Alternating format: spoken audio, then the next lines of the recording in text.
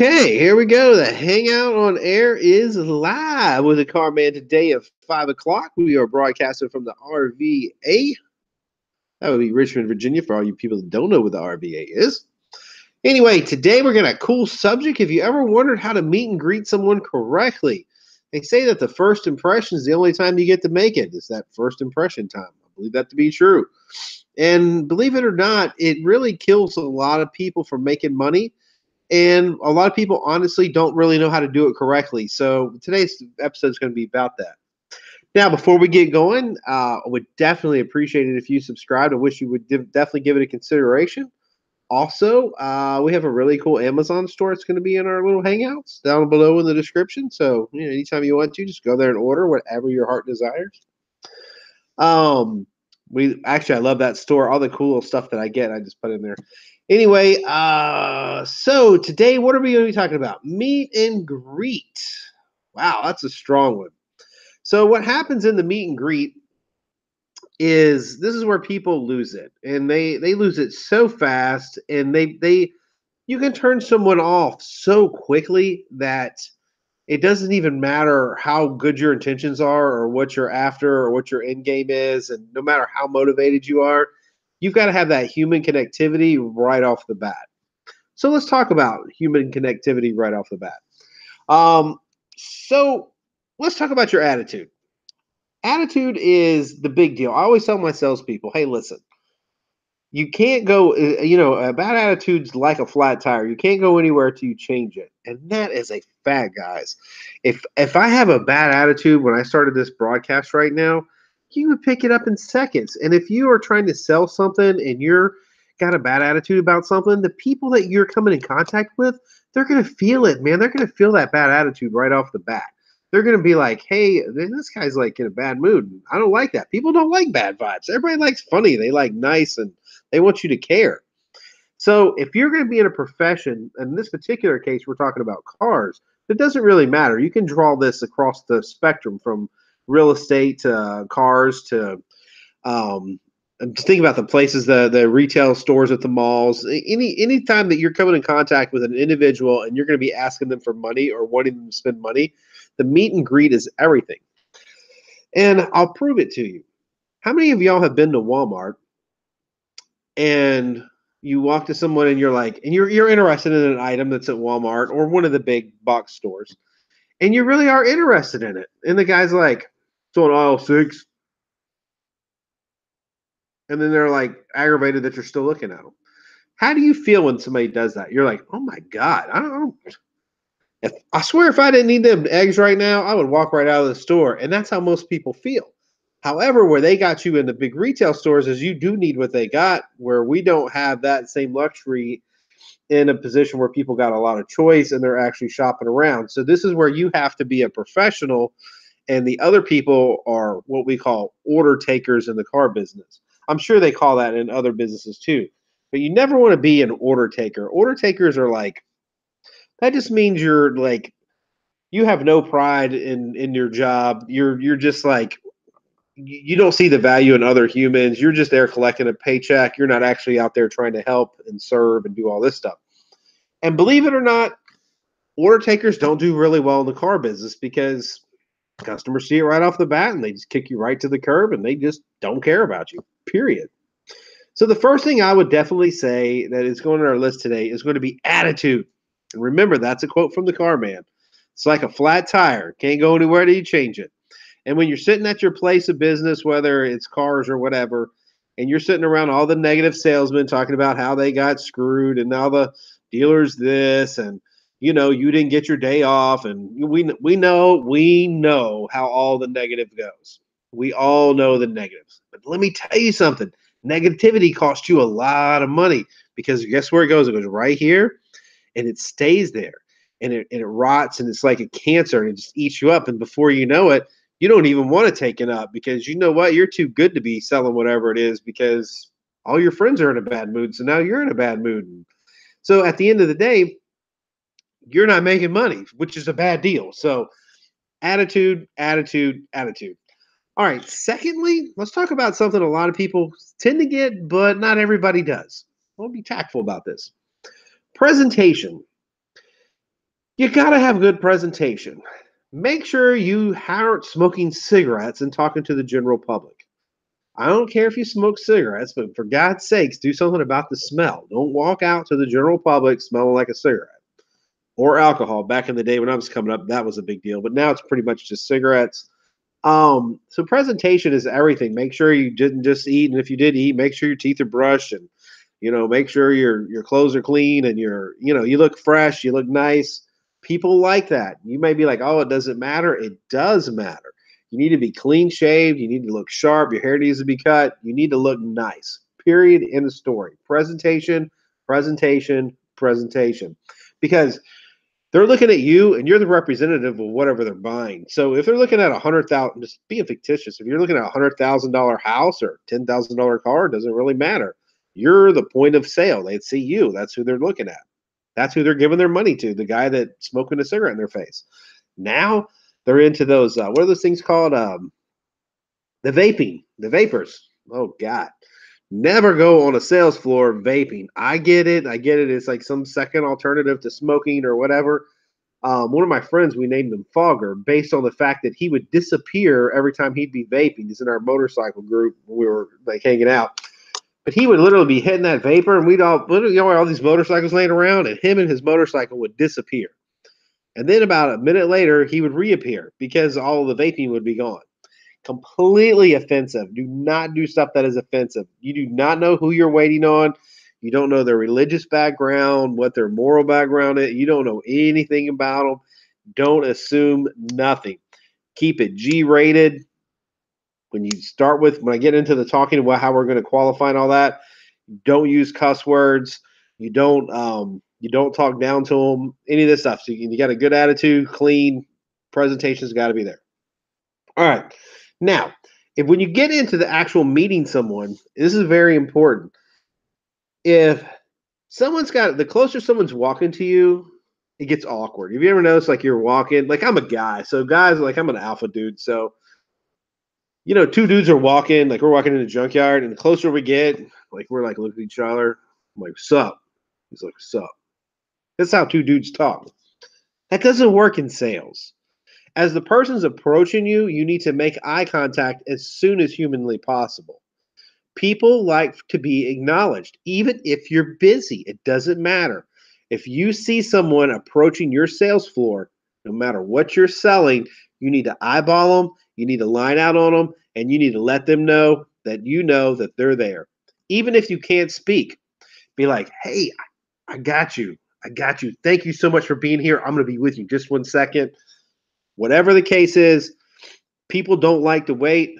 And whatever you do, if you're going to make them wait, for God's sakes, you better acknowledge them. If you don't acknowledge them, you don't know what's walking out the door and how fast it's leaving.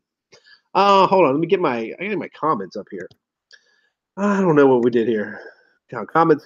Hey, somebody write a comment real quick. I'm going to see if this thing's working. I don't know if it is or isn't, or if I even know where it's at. All right. So where are we at? Okay. Acknowledgement. So you see the customer, and we need to acknowledge where the customer's at in life. So when you walk out, catch them right off the bat. Doesn't matter him, her. If it's a husband and wife, definitely pay attention to the wife first and then to the husband. I know that sounds kind of backwards, but in the world we live in, a lot of the women make the decisions above the men. I don't mean that in a bad way. I mean, but let's face it. If me and Jen show up at a Toyota dealership, which we're going to next in a couple months, I'm gonna buy our new Camry. That'll keep her shut up for a while. So we're going to show up. And if that salesman looks at me and ignores her, I don't care about the Camry. I don't even want it. I don't want a new car. I've got a pickup truck. I'm happy. I'm going to put my dogs in it. Life's good for me. I don't need a new car. I don't need any safety and security. Nothing matters to me. But it does to that lady. That lady's going to make the decision. And I promise you, if you come out and you don't address her, you address me, the male party of it, you're going to lose the sale, because as soon as she looks at me and goes, I don't like him, guess what? Me and you don't know each other anymore. Bro, it's been nice. I appreciate you. You're like the player of all play. I love you. You're a great car salesman. The wife said no. I'm sorry. God can't intervene now. The wife gets what the wife wants. That's how it works. Period. End of story. Very few cases out there where a guy, quote unquote, is telling his wife what to do, but I'm sure it's out there. I haven't seen it in years and years and years. So take good advice from me, acknowledge the wife, then acknowledge the husband, and then also take time for whoever else is in the party, acknowledge them as well. That's also a big deal. You want everybody feeling somewhat important, and everybody really likes to meet new people. And not only do they like to make new people, not only do you want to make a good impression on them, they want to make a good impression on you. So if you give them the opportunity to give you an impression where they're like they value the friendship that they're making right now, that's going to go a long way when you go to sell them whatever you're in the market to sell them. All right. So on the first meet and greet, it's very specific on how you choose your words. You ever say choose your words wisely? This is definitely about choosing your words wisely. So when you go in, you don't just say, "Hi, welcome to whatever." You don't want to buy a car, do you? You don't want to buy jewelry, do you? You don't want to buy a house, do you? No, you don't. It doesn't matter. They're there for an obvious reason. So you never bring up the subject matter of why they're potentially there. What you do first is, "Hi, you welcome to your location, whether it's your home, whether it's your business, whatever the case is." Then introduce yourself. Okay, that's it. That's the two lines you got to always remember. Welcome, introduction. Welcome, introduction. Welcome, introduction. And put your hand out. People like for you to be polite. Take the extra 5 seconds and do it. It's not worth it to skip. You don't ever skip that step. Whenever you make someone feel insignificant, you lost the sale. Any of these speed bumps I'm telling you about, you skip them, you lost the sale. This could be the difference between you selling 20 cars a month and you selling 4 cars a month based on how you meet and greet. Okay, so this is pretty important. I'm assuming that we've got a little rapport going. Hi, I'm Jamie. Welcome to XYZ. And then they'll be like, "Hey, I'm blah blah blah." And then so now we need to get into business. We need a massage. Like we need to start heading toward direction. And if you're an individual looking to buy a car, pay attention to this. This is how car dealers extract information. But if you're in the car business, make sure you're extracting this information. It's not secret. It's based on the fact that you can get this information to turn your consumer into a buyer. We got plenty of friends. We need buyers. We like friends, but we need buyers. So how do you do it? Hey guys, well, what brings you here today? Are you looking for a new vehicle? Are you looking for service? Whatever the case is, and they will always tell you what they're looking for. Yeah, we're just looking. We're just looking. Are you looking to replace? What do you have now? And they will tell you, hey, I've got I'm gonna throw a car out there. Yeah, I've got a '97 Blazer, SUV. We've had 2 kids. We're kind of outgrowing it. We need something maybe with a third row seat. Are you thinking another SUV? This is kind of how you're playing the game. Not playing. This is how you're like moving into it. Hey, well, do you see yourself? Do you see yourself in a 4-door utility or like more like a minivan type situation or a crossover? And immediately you're gonna get the answer. The wife's gonna pipe up and she's gonna tell you that she ain't driving a minivan, or she'll be like, "No, I am looking for a minivan," or she's gonna say, "No, I want that." That's where you're gonna know who the buyer is. She's gonna tell you what she's looking for. Okay, great. And now that you've already took the time to find out about his trade-in, now you kind of know what their size capabilities are, what their dimensions are, what they need. So this is where you would get into like, well, look, I've got some great deals going on today. You always tell them that. You always tell them that you're going to get a great deal today. That's a number, period, period, period. And the reason you jump up into you're going to get a deal today, or you say, hey, I've got some great deals going today. The reason you say that is because you're trying to pre-program them to buy today. So everything I'm telling you right now is you're building a personal relationship. You're coming off crisp and clean. You've extended an invitation. You've made yourself vulnerable by saying hi. And then on top of that, you're telling them today, you've took time to find out what they're driving. Upon the time you find out what they're driving, ask them, hey, is there going to be a payoff involved? Are you going to need the payoff, or is it just going to be a straight trade-in? You can kind of ask them stuff like that. And they'll tell you, well, I've got a payoff on it. Well, if they give you the payoff and they know about how much, a lot of people are aware if they're what we call upside down. In other words, they owe more than what they perceive the car to be worth. I've had this happen a million times. Don't get hung up on it, but it happens. Hey, well, Mr. Car Guy, I got this car 2 years ago. My wife just hates it, but we only bought it 2 years ago. We don't really have a lot of equity in it. What do you think you can get us in? Which is, if I ever preach to you about being a salesperson, I'm going to teach you education. You need to know everything about your car dealership. You need to know the rebates. You need to know the dealer incentives. You need to know the profit margins. These are all things that are very important, because up to this second right here, now we can take this guy and waste his time on a car he can't buy, or we can take him and put him on a car he can buy and we can get financed, because the bank's going to cap the finance amount. If he's $2,000 or $3,000 over, we know we've got to do some work to get him there. But let's just pretend we don't know. He doesn't even have a trade. We'll get into the trade a little bit later. All right, so he'll tell you, well, this is what I'm looking for. So now we want to target what type of vehicle we want to put them on, or in other people's cases, what level of house. What was your pre-qualification on houses, jewelry, what's your monthly payment? I don't know, what just different things. So we want to try to do a little qualification. So if a guy's like, well, I'm kind of thinking we need something kind of economical, we need something with 4 doors, little car. So the first thing you do is you take him to the cheapest car that's on the lot, period. Remember, it's always easy to go up. It's always easy to come down when you're negotiating. It's hard to go up, but the same thing works in reverse when you're selling cars. So it's always easy to bump them up into a little bit nicer car because you got somewhere to go. But if you go put this customer, let's say, I'm just saying I'm just throwing this out there. A guy's trying to get around a couple $100 budget. You kind of know where he works. He's making 40, 50 grand a year, and he's budgeting a couple $300 a month for payment. We know that we're not going to go put him in the highest dollar Lexus that there is. Like, that you don't go put him and his wife in the Lexus. Because if you put them in the Lexus and they drive the Lexus, and then you're like, oh, well, I can't really get you in that, but here's a Chevy Cavalier I can put you in. What do you think's going to happen? I'm going to tell you what's going to happen. You're going to lose the car deal. So you always start small, and you always start small and let the customer tell you what he needs. So, okay, we're starting with a car. I'm just being really basic. It's got a 5-speed roll-up windows. All right, we all got the picture.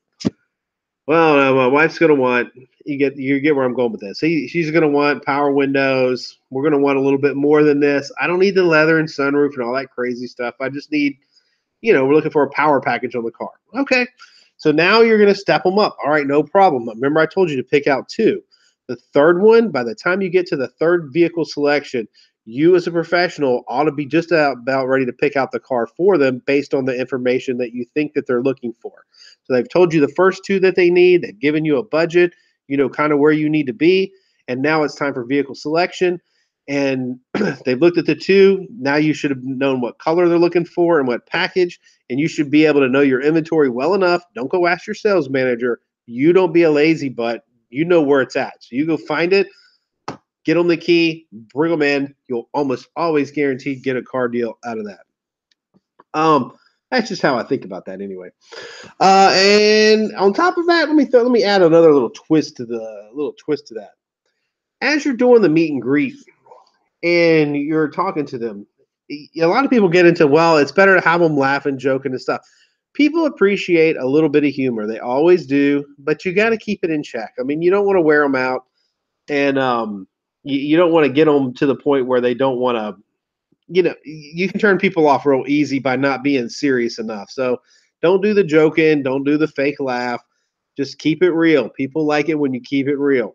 And especially if you show a very strong concern about their needs and what they're looking for, you just keep upping your percentages on selling the car continuously. Now, there is some variations to this. If the guy says, if you're into it and you start it and they're like, hey, well, we're definitely upside down in the car. Let's just take it from there. Okay. Well, what you want to do then is on car dealerships, we look at it in reverse. So we look for maximum profit cars, which would be the most amount of money a bank will lend for the least amount that we paid for it, which is generally in something that has a big book value but low resale value. In Chrysler, it would be a minivan. So minivans have a big book value, but you don't pay much for them. So if you got a guy with decent credit, we could roll his negative equity in there. The guy would then turn around and he would owe full retail on the vehicle, but a bank would finance it. And that's just how that part goes. Also, on the meet and greet, you want to tell them that when you get down, when you're on your way to the car, ask them if you can take a look at their trade-in, just so you get an idea. And that's really good. There's such a thing called reverse selling, and that is basically that's when you go out, and we talked about this a little bit yesterday. I think Auto Buff was talking about it when you actually physically. By the way, I can't see any of my comments. I don't know where they're at. I hate it always going to a new format. Let's see if I can see it over here. Nope, I don't see it over there. Anybody know about Google Hangouts where the I don't know where the oh well. I'll have to go without talking to you guys today, but hey, what's up? Uh, so when you're on your way to the new car, it's always good to take a look at the old car. Now, be cautious. This is what these people have worked for. They own it. And long story short, you don't want to be insulting because you can lose the deal right there as well. However, you could pay it a couple compliments, but at the same time, you can ask them a few things like, "Hey, if you had it a pretty good while," and this little feeler questions, pretty serviced up. Can I hear it? They'll start it up. It sounds good. One of the old tricks in the car business, get somebody to start their car, then ask, "What's that?" I don't suggest you do that, but a lot of people did that as a way to, they'd say, "What's that?" And you'd start it up, and people would be like, "I don't know." And it would cast doubt in the person's mind that owns the car. That's pretty unscrupulous, but I thought I was an honorable mention based that we are talking about meet and greets, and it is the car business.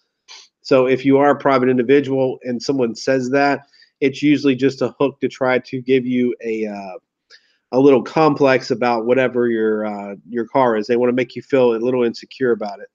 I know it's a tactic. I don't recommend it because if you're gonna sell anything, just be straight up, man. Just you know what I mean. Go earn the people's money. If they're gonna buy it anyway, they need to pick it from you. Just you'll beat the pavement, put the mileage on your shoes, whatever you need to do.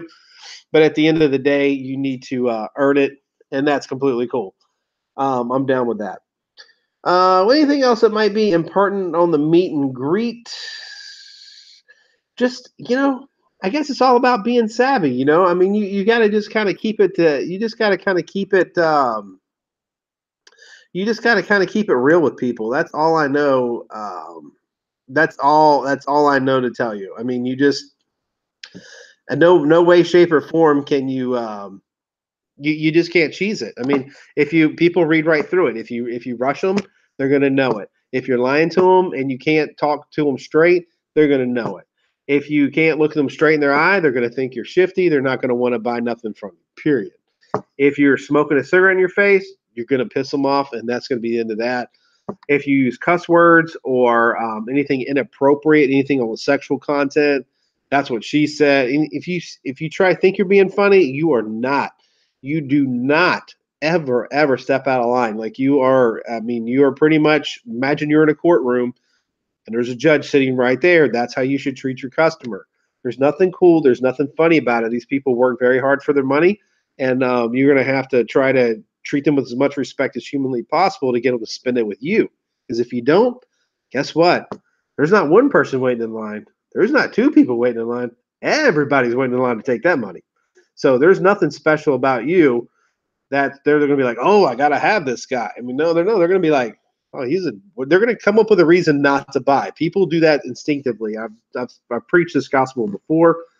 This is why I'm telling you to be very careful about how you do a meet and greet, because they will. They're programmed to think, oh, he just cussed. That's why I don't need to buy a car. Oh, he doesn't take me serious. I'm not taking a car. And a woman will be like, oh, he didn't pay attention to me. He can go sell my husband a car. Good luck with that. I mean, that's how they are. Or they didn't wait on me. They didn't even look at me when I got there. People want attention. They want your attention. They want you to treat them with respect, and they want, they want the rollout. They want the 5-star treatment. Anyway, I hope that helped you out, guys, today. Let's see. We are at we're about what 5:30ish. I wish I could get. Hey, what does this one do? I'm gonna push the chat button. Anybody know what the chat button does? Y'all can't communicate with me. Okay, we're never doing this one again, but I have to do it because I'll tell you why I have to do this one, because this is the only way I can notify people that we're going online and going hot. I haven't figured out how to do it yet where I can use the camera. The one I usually use, it makes it easy to communicate. Let's see what this button does. Control room. Ah, hey, the control room. Okay, cool. So hey, I just found my comments. Hey, all right, all right. I don't know. Hold on, let me see if I can get his comments on. Okay, there is a mute button. I'm not sure what that means. The video button. Not sure what that means. Not sure what that means. All right, guys. I was trying to make it to where I can communicate with you guys, but I'm not having much luck here. Okay, what does this mean? Oh, wait. That means I muted my microphone. We don't want to do that. Okay, that'd be kill the feed. And that's live. Okay, we're live. And not sure what else we could do. Hey, can anybody just give me a thumbs up or anything? Let's go to events. I'm trying to get this live guy. I'm trying to get it to where I can actually talk to y'all. I'm not having much luck though. Let's go to live now. I completely lost the screen. Hope I can find you guys back. All right, let's see if this is let's see if we got you guys back here. Let's go to might have lost now. Nope, lost it. I completely lost the screen. Hope I can find you guys back. Oh, here we go. All right, let's see if this is let's see if we got you guys back here. Let's go. Might have lost now. Okay, I'm messing this all up. This is awesome. I completely lost the screen. Okay, all right. Somehow I got the stream. Okay, all right. I guess I've lost the stream. I don't know if you guys are there or not, but tomorrow I'll be back at 5 o'clock. And dang. Okay, man, I had some good questions today too, but I just couldn't read them. Hello, Mr. Mendoza. Hello, everyone. I'm gonna try to go back and see. I'm gonna see if we're still live. I don't know if we are or aren't. Let's see here. See if I can figure this out. Okay. So, all right. Google Hangouts tonight. Watch. Okay, I think we're still live, guys. I was able to catch your messages, but for some reason I can't really access I just hate Google Hangouts because I don't understand it. As I was able to catch your messages. There we go. But for some reason, there we go. Kind of get that. I don't know. I don't seem to be able to do it. All right, so I'm going to read your messages real quick while we got you guys on here. All right, so, all right. Yo, Jay, first time here. Tell me what you think about buy here, pay here car lots. I think they could be money makers. What are your thoughts on buy here, pay here? Okay, that's a whole nother subject. But we will address it. Actually, we're going to probably talk about buy here, pay here right around Wednesday. So you have to tune in around 5 o'clock. It's such a big subject that I can't really just blow over it real quick. Hope you're doing all right today. Great listening to you, pal, from across the big pond. What's up, my brother? I'm assuming he's probably in the UK.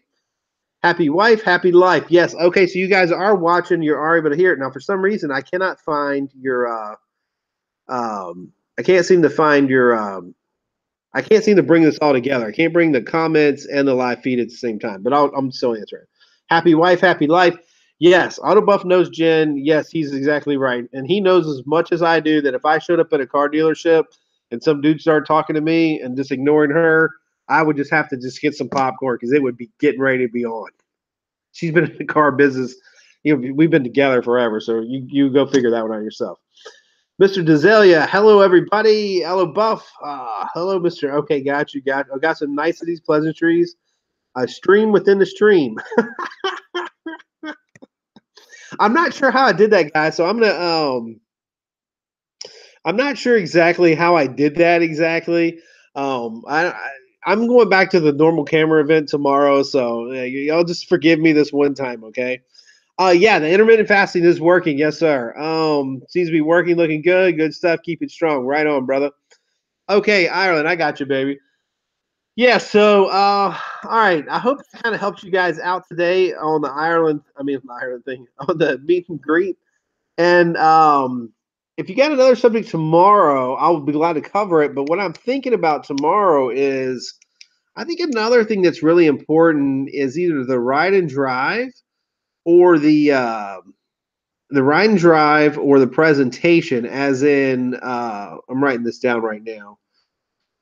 You got to do feature benefits on a ride and drive, but you can always do the walk around feature benefit, which I think is a big deal. A walk around, somebody that can YouTube live seems easier. Yeah, like way easier. This is way too complicated. I agree.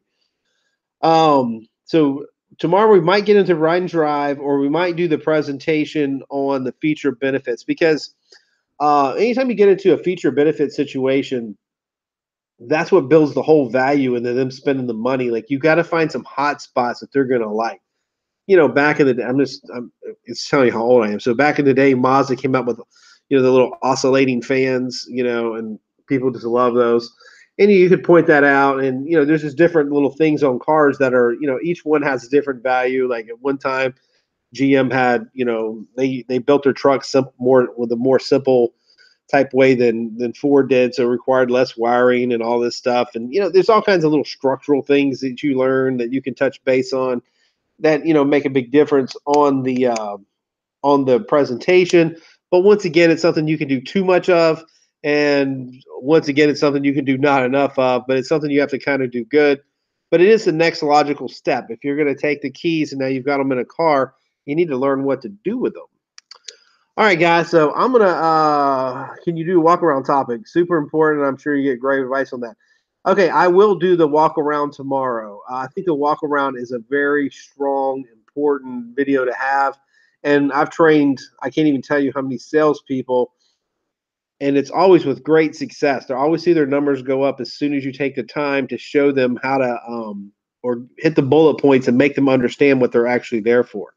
I mean, a lot of guys don't really take the time. They just like, oh, I'm going to show them the car. It'll be fine. It doesn't work like that anymore, guys. It's the internet. They know what the horsepower is. They know what the braking horsepower is. They know what the gas mileage is. They know everything about the car. The only person who doesn't know about the car is the guy selling it. That doesn't work good in a career that sells cars. In this case, or it doesn't work in a guy's career that does jewelry or houses. If you're the only guy that doesn't know what it's about. So yeah, I would definitely say that we were going to get into the walk around and the feature benefits tomorrow. And if we get time, we might be able to turn it into a drive, uh, the drive, because the test drive is important too. But more importantly than the test drive is that feature benefit. And they all have their own place. And that's why I'm doing a video on each one of them, because each one of them is significantly important and they have their own function. And just to recap today, we've basically got ourselves to where we're comfortable with the people. We've established some rapport. They realize you're serious. You've paid attention to them. You've got them at least talking about their trade-in. On top of that, we've talked a little bit about what they owe. We've got them landed on a couple cars that may work. We're now getting the main car. That's what I'm going to leave you off of. We've left the main car that we're getting ready to show them, car number 3. Remember I told you the third car. Now on car number 3, we're going to break it out. Now we have to break out the feature benefits of this car. Mama's got to sit in the seat. She's got to be happy. Dad's got to know what kind of spare tire we got. He's got to know what kind of horsepower. He's got to be impressed with the drivetrain, the structure of the car. All these things are important, and we will get into it, and that's where we'll be. Okay, guys, well, peace out. Nothing but love from the RVA. If you haven't had an opportunity to subscribe, we appreciate it. And if you're bored, hit our Amazon store up and start shopping till you drop, baby. Meanwhile, I will see you tomorrow. Peace out. And I'm going to try to figure out how to turn this off, because guess what? There's not now. There is not a cutoff switch. So I don't really know what to do now. So let me go to my live streaming again. I'm going to leave. If I'm gone, guys, I'm gone. But if I'm not, I'm still trying to figure this out. So we'll just try to figure this out. Okay, live streaming. Okay. Okay, all right. Events. All right, hold on. We got this. Events. All right. Guys, never again will I do this. Okay, live control room. All right. I don't know how to turn this off. I guess I turn it off right here. Well, guys, I'm telling you what, we'll all learn this together. How's that sound? I'm assuming we're still broadcasting because it says it's on. If anybody knows how to, well, you know what? You can't even communicate with me because I don't know how to get your messages. Okay, all right. I'm gonna info and settings, view and watch page, broadcast alert, sales insertion. Nope. All right, so live control room. I'm gonna go to the live control room and see what happens. Maybe we'll. Okay, maybe manage will work. What a disaster this thing is. All right, well, I guess that's it. We'll see. Don't really know. All right, well, I'm just going to cut the feed because there's no other way. I don't even know how to do it, so we'll just go ahead and have to do it like that. Wait, hold on. Maybe this is crazy. View and watch page. All right. We're going to kill this. Hold on. Maybe. All right. So up next, live control room. Ah, here's the live control room. All right. I don't know. Can't figure out how to turn it off. Glad I'm not like robbing a bank or anything. I get a little crazy. I like this. Average view duration, peak and current, backup stream. All right, I don't know what else to do other than just kill the. I just have to kill the feed. But there is no off button. Isn't that crazy? No off button. Why is there no off button? I don't know, guys. It's crazy. Peak concurrent, view and watch page. No. All right. So here we go. And let's see, analytics. I'm having a hard time with this. I'm having a hard time with this.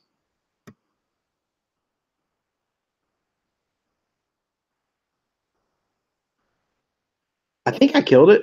I don't know if I killed it or not.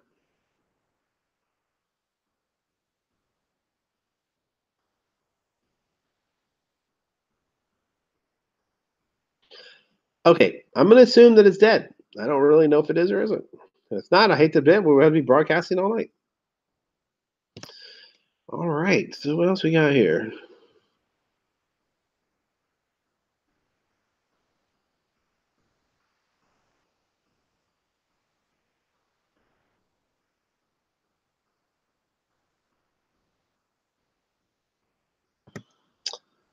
All right, so learning all about this. What does this do? Manage? They do have some cool features on here, guys. I don't know. I don't know what's up. Hopefully it's over.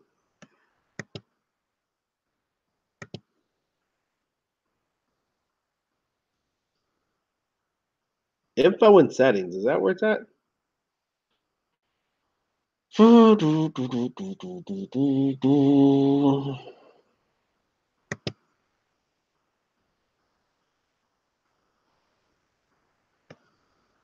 Okay, I give up, guys. I'm gonna have to just push the button. I have no idea how this works, so there's nothing I can do. Hopefully, we haven't lost the video feed, but we can always shoot another video. But I'm gonna have to kill it. So, thank you so much for hanging out with me today, and I'm gonna push the power button, and that will definitely kill it because there doesn't seem any other way to do this. Wait a minute. Hold on. Resume Hangout on air. Wait a minute. View live now. No. Hold on.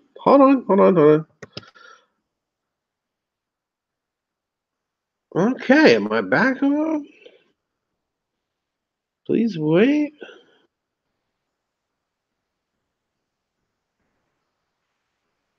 Okay, I've read and understand all this. Okay, all right, fine. Okay, got it. All right, I'm still working on this. All right, so what if I want to kill this? Do I just kill it? Okay, kill it. Okay, I give up. Never doing this one again. Sorry, guys. I tried. Peace out. If it's